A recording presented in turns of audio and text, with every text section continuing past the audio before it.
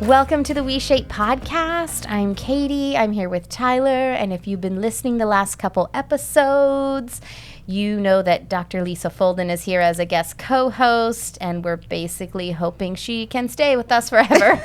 Are you singing this intro right I'm now? singing. I got some vibrato out of that, some tone. This is my 5th podcast today. Oh my God. And we all know that as the day goes on, I get a little stranger and stranger. One time I had somebody ask me on a podcast, what's something that people don't know about you? I'm like, I'm very weird. And then I told you about that, and you were like, yeah, she's super weird. I'm like, yeah, you know how kids get loopy when they get tired?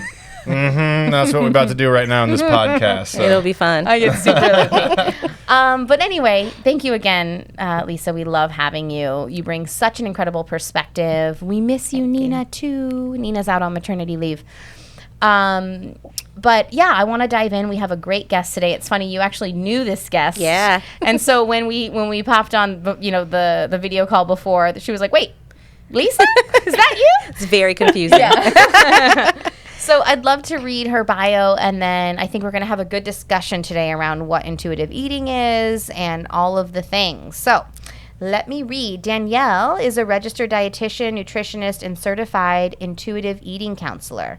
She specializes in working with people with diabetes and binge eating in a health at every size aligned lens. Danielle is passionate about guiding her clients with diabetes towards feeling more at peace with their food decisions and blood sugar management.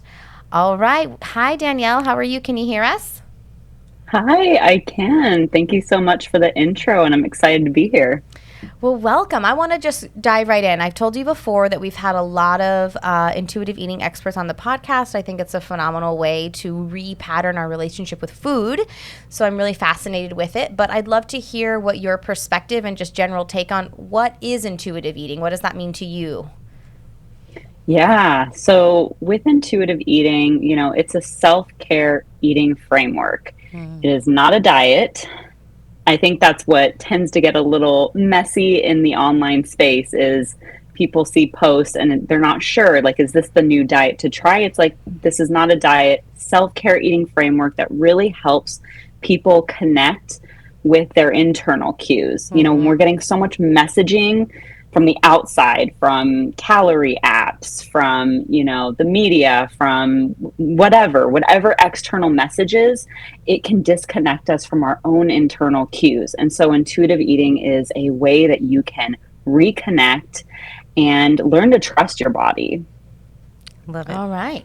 That's great. And I want to talk, we were talking about this before, this idea around, I love that you're working with people who are dealing with diabetes because, Lisa, you want to kind of share what we were talking about before? Yeah. The idea, especially when we talk about type 2 diabetes, this idea that you earned this or you ate in a way that made you have this, and that if you just got really strict on your eating, you could get rid of it completely. And so I would personally love, I know we've talked before, but I would love for you to sort of maybe dispel that myth or, just educate the listeners on what that really is and how, restriction is not necessarily the cure for diabetes.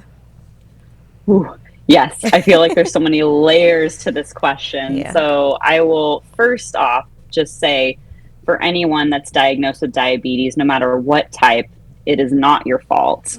Diabetes is so complex.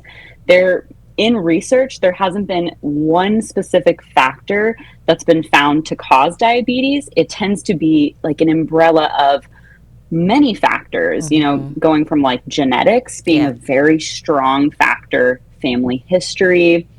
A lot of times, people that have comorbidities like polycystic ovarian syndrome, that can increase the insulin resistance in the body, hypothyroidism. If somebody needs to take a long-term steroid, maybe for a condition like a respiratory disease, these are things that your body needs, but, with steroids, that can increase blood sugars. Even in research in the past, 4 to 5 years, looking at, food insecurity, looking at access to care, it's there's just so many factors that can be at play. And so that's what I always try to encourage people with all forms of diabetes. And to say that, body size doesn't dictate whether you get diabetes or not, which is a very controversial statement to make. But truly, people with all body sizes can get type 2 diabetes, all other forms of diabetes. So I don't say that to be like, super extreme. I say it in a way to show you compassion that really diabetes is so much more than just the myths of eating too many carbs or you didn't do enough. That's great. Yeah. And I think people need to hear that and know that, right? Because my mom passed away a couple years ago, but she had type 2 diabetes. And during the time she was struggling with it, I was not under this idea of health at every size, and I did not get it. And I definitely shamed her and sort of judged her and felt like, man, if you just ate different, things would be better. So I say that I'm glad that you answered that question, because I had to provide myself with some compassion for like thinking that way for so long. And so I think the key that you brought home was like that compassion for yourself and knowing like you didn't cause this, you don't deserve this, and then here's how we can manage it. We humans really we're just like judgmental little creatures, We are. aren't we? Like, Yep. I feel like, everything in our culture, from like fat phobia to like, oh, that's your fault that you ate that. It's like, oh my gosh, like the root of all of this stuff is just judgment, which probably comes from judgment of self, and then we project that judgment outward to people. And so I love having podcasts like this where we can bring in education and say, actually, we're going to have a perspective shift. And I love that you were just vulnerable and shared that, because I think that we can get caught in shame around like, I behave this way and I'm not proud of it. But being able to say like, oh, I did this and now I have a different perspective, like is like it's like that's how we grow. Absolutely. Right? So thank you for that vulnerability. I really appreciate that. Yeah. I think it's hard too. It feels like everybody in society tries to distill complex topics into something simple, right? Yeah. You're like, oh, this is related to that, and that's the entire situation. But as you're alluding to, like, there's so many factors that play into anything that people end up having to face that it makes it really hard to say if this then that, right? And I think underpinning a lot of this, what I'm hearing you guys say is like, gosh, let's start with like connection with self. Let's start with self-compassion and self-kindness, and let's lead from there, regardless of what avenue we're going down. Because if we stick in self-judgment and using that as fuel to try and make change, what are we really doing? We're not doing anything, right? Well, also I try to remind myself, like, especially when it comes to even like the topic of how we understand disease in our culture, how we understand nutrition. I always think about this concept of like, what do we know today scientifically that was true 20 years ago, 50 years ago, 100 years ago? Yeah. And like not Good much point. is really like like not much has stayed the same. Right. You So need I'm to like, eat food and drink water. I just think it's like such a funny thing as like human beings that we think we're at the end of our evolution and we're at the end of like figuring out what is. And I'm like, no, that's not how that works. So it's like, if even just holding that perspective is like, it's probably going to change what we know anyway. So leading with judgment and criticism, and it's not really going to take us anywhere. I'll never forget the movie, It's What the Bleep Do We Know? It's a movie on quantum physics. And this one guy says, if history is any guide, then most of the things we believe to be true today are not. Right? What a thing that does a gut punch, that we believe all this stuff and it's just not real, right? Leeches. Put leeches on you to make you feel better about your body or whatever, right? So I don't know. It's crazy. Yeah, I've been reading this book, Food is Not Medicine. Have you heard of this book? I've heard of it. Dr. Joshua Walrich. Yes. And I'm just like, okay, basically everything I know. So it just... You had that book on your shelf for like a year before you got after it. Well, I was triggered. You were like triggered, she bought it, she set it on the counter, and she's like, one day. I was triggered. I'll get there. Yeah, I knew it was my future, but I was really like, this is going to really... Not ready, yeah. And he's even like specifically picked apart people that I follow. So I'm like, I can do this. I can grow. I can grow and learn. But I mean, do we want to go back to the diabetes thing a little bit? Because I feel like we haven't really talked about diabetes on the podcast. And I think one is a big stigma. I think that, again, we're leading with judgment, not compassion. And so, and I'm sure we were talking about this earlier, like if you're diagnosed with diabetes, you probably are feeling like I have to be on a diet, and so like what is the intersection between intuitive eating and diabetes? I think it's once again complicated. And to quickly add on and then segue into your question, So, when people are diagnosed with diabetes, like I'm thinking my clinical experience as a dietitian, we would get consults for people, type 2, new diagnosis, they're about to discharge from the hospital, and basically we're given 20 minutes to educate them. That is not even enough time for me to get up the stairs to them. It's really like the support that people get at their first diagnosis makes it really challenging for them to know, what tools can I use, what are carbs, should I cut them out? And people tend to try to find and seek community. You go online, and unfortunately, from my personal experience, that Facebook diabetes is not super great. There's lots of people that are giving advice with something that works for them, but may not necessarily work for you. And it leaves people feeling stumped and just kind of like, well, it's just not in the cards for me. And that's where I think intuitive eating can really step in and be something that's so helpful, because one, bringing in that compassion, because if you're starting off this diagnosis journey with holding grief, feeling like this is your fault, not even knowing what you're supposed to be doing, it's like, it feels a little isolating. And so whenever I work with people or I'm chatting with people in the online space, it's really like, listen, you are dealing with a lot. What can we start to add back into your life versus take away? Because I think people need to know that the permission is there. There's lots of layers that people have to work with. There's lots of rules that people build up from being diagnosed with diabetes. So giving that space for permission, giving that space to cultivate compassion really starts to open up people's minds to understanding how they can learn to eat in a way that is enjoyable to them. So I think intuitive eating intersects so well. But again, I feel like that permission and compassion really has to come first, because we're sitting in that space of not feeling like we deserve compassion, that we deserve to eat. And it's a harsh reality, harsh thought that is put into reality. So, yeah. I love your approach right there, just to focus on the additive nature of things rather than the subtractive or the restrictive side of things. Because, we've had a lot of people on the show, and everybody basically agrees when we restrict and you can't and the rules and everything, it's like, I don't know how to say this in any way. Rules are made to be broken. They know are. What I'm saying? So you put them in place and you just want to break them, So it just creates disordered eating from just establishing those rules. So, speaking to that, what are the additive things that you focus on to help people start, connecting with themselves and making better decisions from their intuition? Yeah, so I usually have to debunk carbs for like a while with them. Right. I have to debunk, how carbs can benefit them, and we will specifically in like one-on-ones, let's take a look at a day of eating for you. And oftentimes, I'd say 9 times out of 10, I'm like, that needs a carb. That needs a carb. That needs a carb. So they're having less than they need. Wow. Yeah, they're having less.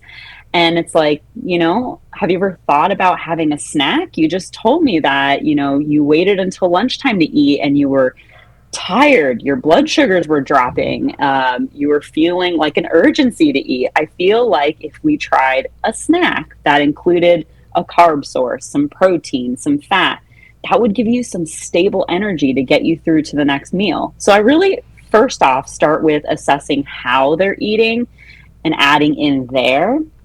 And from that point, when people are starting to have more of a consistent meal pattern, that's where we can look at, what are some other factors? Like, what does your day look like? Is there times in the day where you can do a movement that you like?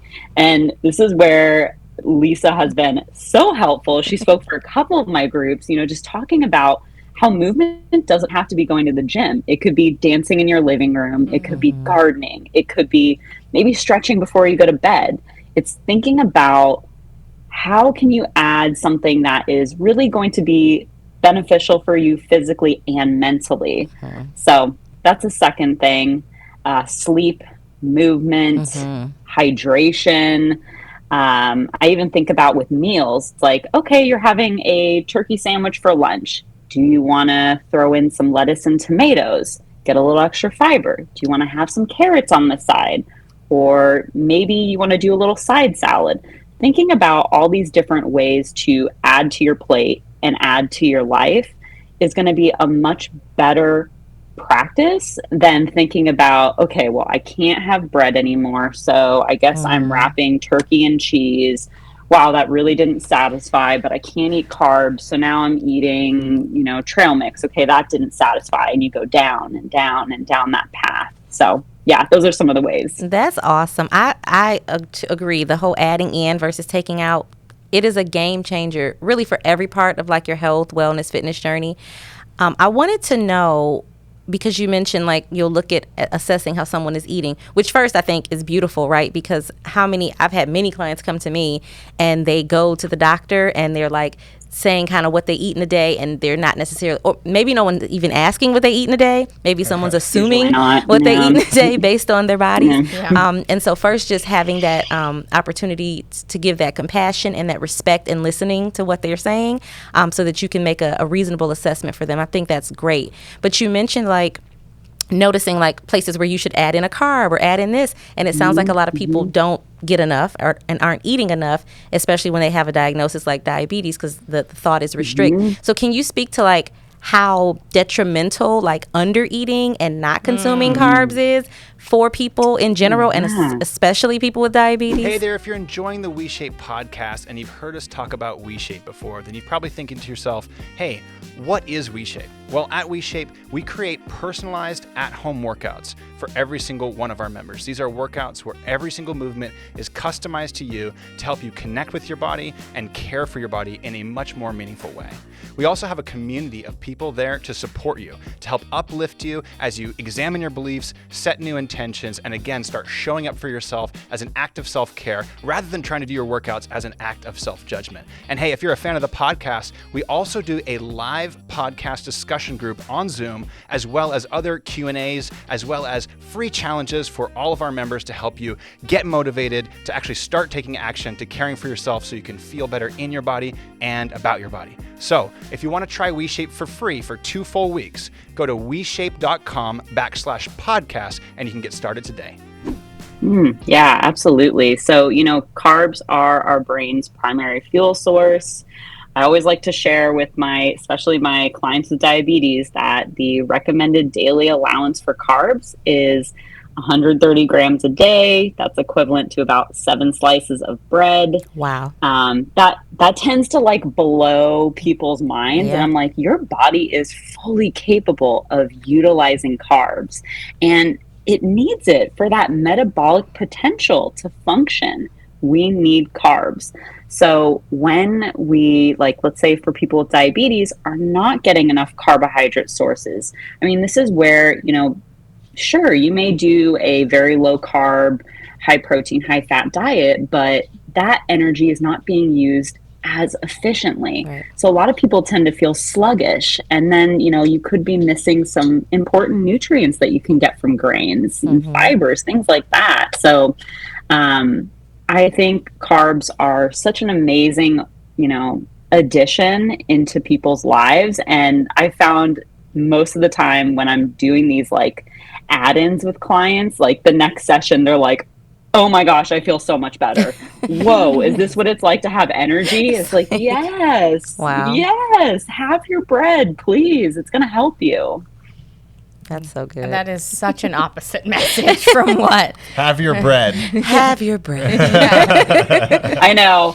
I seriously, like, especially in the online space, people are like, are you crazy? And I'm like, no, I'm not. Well, I'm not. Maybe a little bit. Speaking to the additive thing, because there are times where I'm like, ooh, I really want this thing. And then I'm like, okay, and what else is your body asking for? I think that is sort of like the deeper part of a little bit of intuitive eating is like, you can have it, and what else does your body feel like it needs right now? So I often do that too. Like, oh, I really want that handful of M&Ms, but I also really probably need some protein and fat and some other sources of energy. So it's not about picking. Why do we do this? It's like one or the other. One or the other. Just have it all. Yeah. It's black and white. Yeah. And the all or nothing, I feel like, is so strong. I always find I feel the best when I do have all of the things at one meal. Like, have some protein, have some carbs, have some fat. Like, picking one thing and then just going. I mean, I don't know. I just think it's so funny that we're so polarized with this stuff. We are. Well, there's fear mongering, right? We talked about it on an earlier podcast.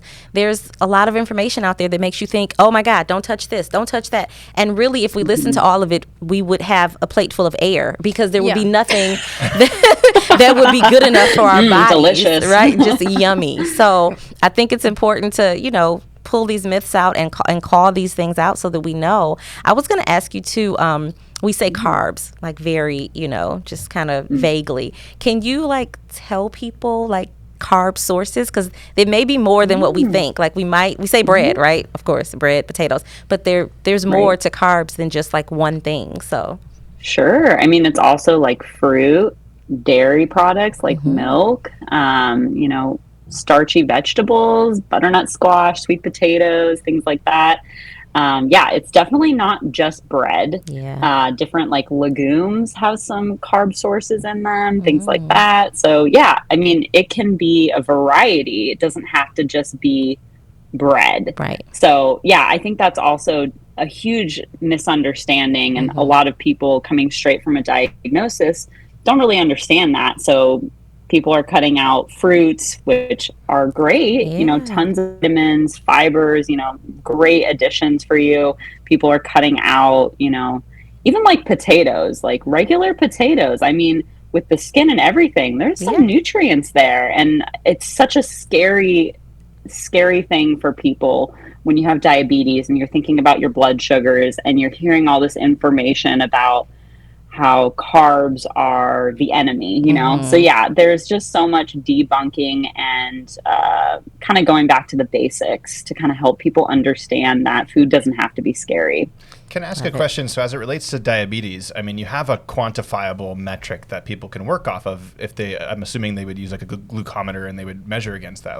How do you integrate that into the approach? Because I mean, what I'm hearing you say at the end of the day is people get afraid and then they make decisions from that fearful place, and it's like a negative experience for them overall. And you're like, let's get consistent energy throughout the day and let's see what happens then. Are they then using their glucometer and validating this as it's supporting them? Is glucometers not the way to go? I'm curious what your perspective is on that. Yeah. Okay. So this one is just another, get ready. This is another layer for people with diabetes.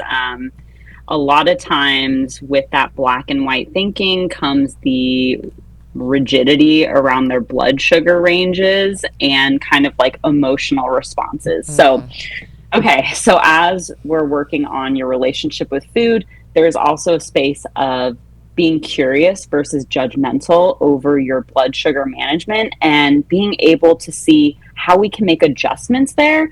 Because I get it. It's you have some weird lady, aka me, telling you you're going to add in bread.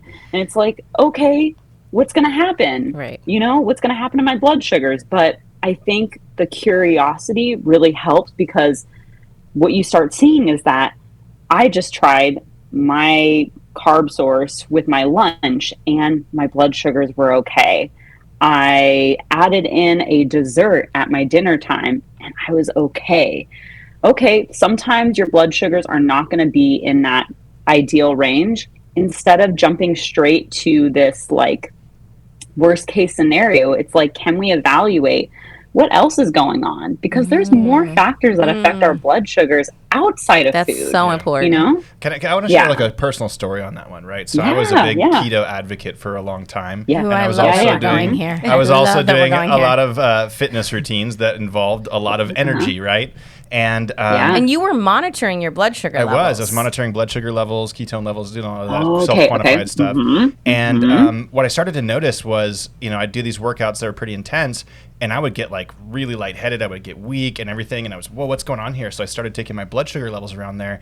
And I was basically diabetic after a workout because my body was basically catabolizing protein and turning it into sugars because I was using sugars that weren't there, right? So at the end of the day, I literally was eating no carbs and my blood sugar was like close to 200, right? Which is incredibly high, especially when you don't have any carbohydrates in your system. So, your body's going to adapt in a bunch of different ways that you may not expect. And in that circumstance, I could have taken those numbers to somebody and they could have told me I have type 2 diabetes and I could have been like, I ate zero carbs, right? And of course I started eating some more carbohydrates and my performance and how I felt significantly better. So I remember when you were going through that, when I could see this like dilemma of my philosophy is this, but my feeling and my actual physical evidence is this. Yeah. I was like, where's he gonna go with this? And I'm glad you went. Started eating cookies and muffins, and felt good. Brilliant. Right. It does feel good. That's serotonin. Cookies kind of fix a lot of things. So I remember when we were like in the thick of the keto stuff and I was trying it out. And I think after about 5 days, you were like, yeah, you can't do this anymore because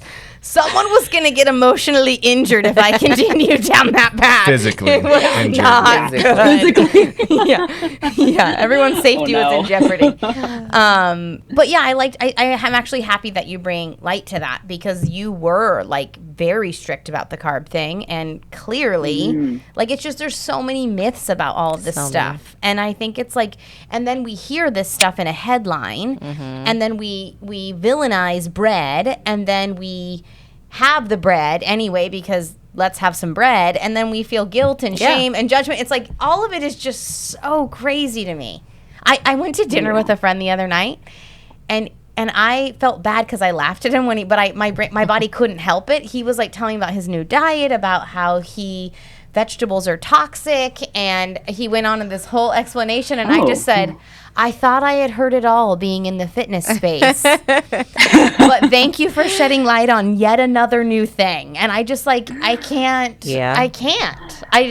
I can't. And then you went on a trip with him, and he was just eating everything under the sun, right? So I said, watch out for those toxic zucchinis. That's the thing about dieting in the first place is you just create these rules around yourself, and then you can just see somebody talking about it like they really want to believe it, but deep down inside they don't want to do it, right? Exactly. And it's just like, stop doing it and listen to your body and do things that feel right for you and kick up your heels and have a good time. And one day we're all going to be dead. And what are you going to buy, like 5 years if you never do anything to your body? Maybe. Probably not. Maybe. You'll be so stressed out the whole time. The emotional stress. The stress will do it. Yeah. So, I mean, there's also this path in the alternative health space that I went down too deep, which is like this preventative space, right? And so wellness culture. Yes. So can you shed some light on is diabetes preventable? Should we not be thinking about it in that way? Help me look through a clearer lens there. Yeah. I wanted to bring up too, the continuous glucose monitors, I've seen this online, being promoted for weight loss, being promoted for preventative measures. And I just want to say that everybody, whether you have diabetes or not, when you eat carbohydrates, your blood sugar is going to rise. The difference is when you have diabetes, let's say type 1, your pancreas is not able to produce that insulin response to help bring that glucose into the cell for energy. And when you have type 2, there's a resistance. So even though you're producing insulin, there still may be some of that glucose that's just sitting and not getting into the cell. For somebody that does not have diabetes, if you're in this space where you are concerned, it's like, should I be watching what I'm eating? Do I need to eat less sugar? Whatever that might be. Again, I want to go back to, what is the bigger picture of health? Because if we just fixate on every single food that we're eating, we're causing stress. Yep. We may not be eating enough. And truly, with all the factors that can be at play for diabetes that are not related to food, I think we're going to drive ourselves crazy. And there is like no, like, it is not worth it to be struggling with an eating disorder for the sake of having a certain body size or preventing a disease. It is not, it's not the route we want to go. So sorry, that was a little ramble. But let me clarify this. So if I hear you correctly, so my grandfather had diabetes, and so if I hear you correctly, it's sort of like, okay, yeah, your grandfather had that. Let's be mindful of that. Let's remember to mention that to your primary doctor. But we're actually not going to go down the rabbit hole of how do I prevent that, because that stress alone could be contributing to it. So instead, we're going to back up, we're going to zoom out, and we're going to think about a more holistic, like not holistic, but more like whole body, whole life, whole mind approach, and not just get down the lane of like, I have to prevent diabetes and the only way to do that is through restrictive food. It's actually like, let's zoom out and be like, what is my connection with friends? What is my connection with family? What do I do that brings me joy? What is my relationship with food? Do I know how to take cues from my body? What is my stress levels? Am I hydrating? Am I sleeping? Am I moving my body? So you're saying like when we fixate on that one thing, we miss all the other factors that are actually potentially even contributing to it in the first place. Right. Yes, 100%. And I think too, you know, when we have a genetic component, like family history, it's like, yeah, when you do your physicals, your yearly physicals, you're getting your lab work. Yeah, absolutely. They're probably going to be checking your fasting blood sugars. And if they do notice, it's like cross the road, like cross the bridge when you get there. It's like, if you're noticing that, oh, you know what, like my fasting blood sugar was a little elevated, or my hemoglobin A1C, which is the average measure of your blood sugars over a 3-month span, if that's elevated, it's like, okay, what are my next steps? And it's not to cut out food. It's again, what are things that I can practice? Like, let's look at movement. Even 2 minutes of movement a day is beneficial for blood sugars. Nothing is ever too small. So yeah, I think it's really challenging, because I know for many people, getting diabetes feels like a death sentence. I've actually had clients say that to me. When I was diagnosed, I felt like this was a death sentence. This was my biggest fear. You know, it's like, I get it, because the way it's portrayed, it seems very scary and hopeless. But I just want you to know that even with pre-diabetes, even with diabetes, you can live a long, quality life. We just really have to take a bigger look at, you know, the ways that we are living our lives and how we can enhance that. So let me ask this question. So if someone is diagnosed like even as pre-diabetic, and their doctor is, you know, communicating with them about this, and then their doctor is like, go down this path and monitor your blood sugar and eat this and don't make Did you see the eye roll? Yeah. So like, how do we, because I really believe in self-advocacy, because I think that we give too much of our power away to professionals who, they're educated. I understand it's not to discredit their knowledge, but they don't know you all the way like you know you. And so like, I do want to always preach like self-advocacy here, because just because a doctor said something to you does not necessarily mean it's good or true for you. And so so what would you tell someone who's receiving that kind of information from like their primary care physician? Well, you know, truthfully, this is a hard space to be in. I would say, you know, if it does not feel good for you when they bring these things up, you can actually say right then and there, you know, I do not want to be talking about, you know, these types of diets. I don't want to talk about my weight. I would actually like if you could chart in my file that I do not want to talk about weight or diets at my next appointment. Like, that can be it can feel very scary, but you can have them document. These are things I don't want to talk about. If you don't feel like they can respect your boundaries around discussing things like that, it may be worth it to look into a different doctor, you know, checking out the reviews online. It's just so hard, because I know, again, it's like you're looking for insurance to cover and all that, but you're right. Advocating for yourself is essential with diabetes. And I think people need to know that those appointments are about you. It's always going to be about you and what's going to serve you best. And yeah, sometimes these medical providers do not have bedside manners, and that does not mean that you're wrong. Some of them are So. experts at shaming, right? I mean, They use are. that to try Yeah. and make people feel bad to get action, but it doesn't work, right? It doesn't work. You know, one thing that we've been talking about diabetes a lot, and I think there's so much emphasis on nutrition when it comes to diabetes. And I had a personal experience when I used to train people of a client who came in with type 1 diabetes, and I didn't really do much for him in regards to the nutrition approach, but I did what I would normally do with anybody and just had him focus on gaining strength.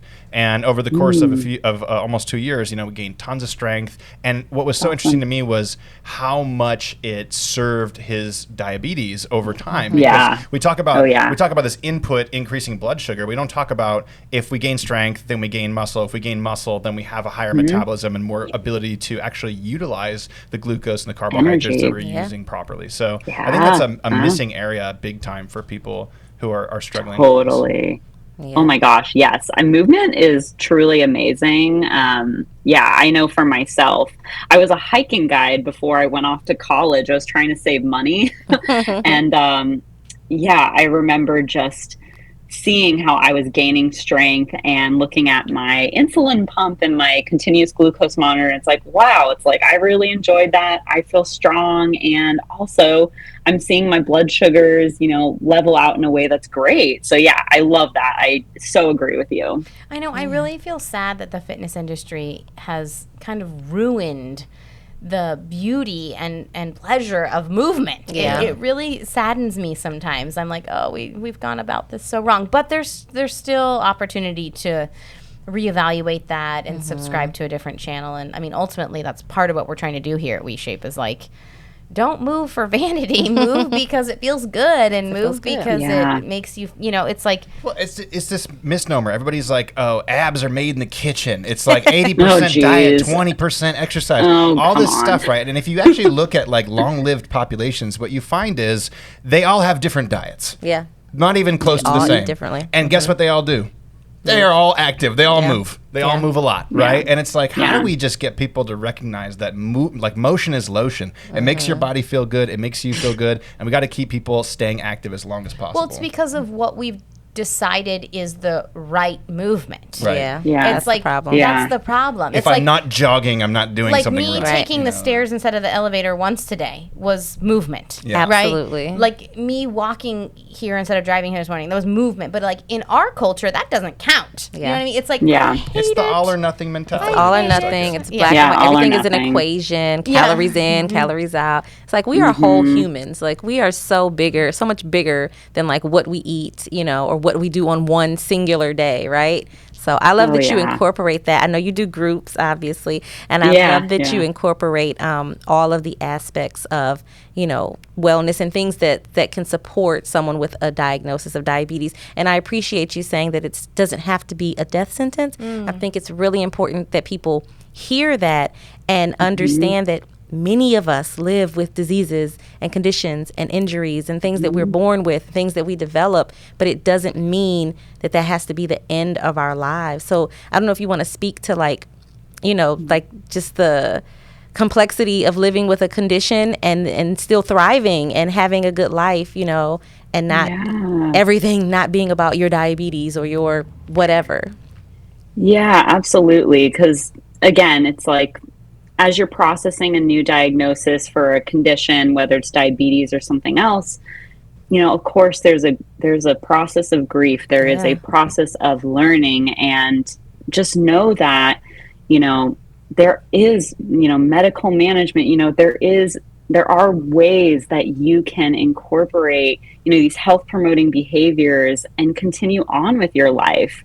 And I know it seems scary, like, diabetes is one of the conditions that I think, you know, unfortunately is like a punchline to a joke. Yeah. You know, I think about the, you know, the ads I've seen where it's like this donut, you know, first stop this donut, next stop diabetes, or something to do with sugar. And it's like, so I know people feel like a lot of shame. And I just want to again remind you, you know, being able to care for yourself mentally, emotionally, physically, all these factors are going to help promote a quality life for you. And it's not the end of the road.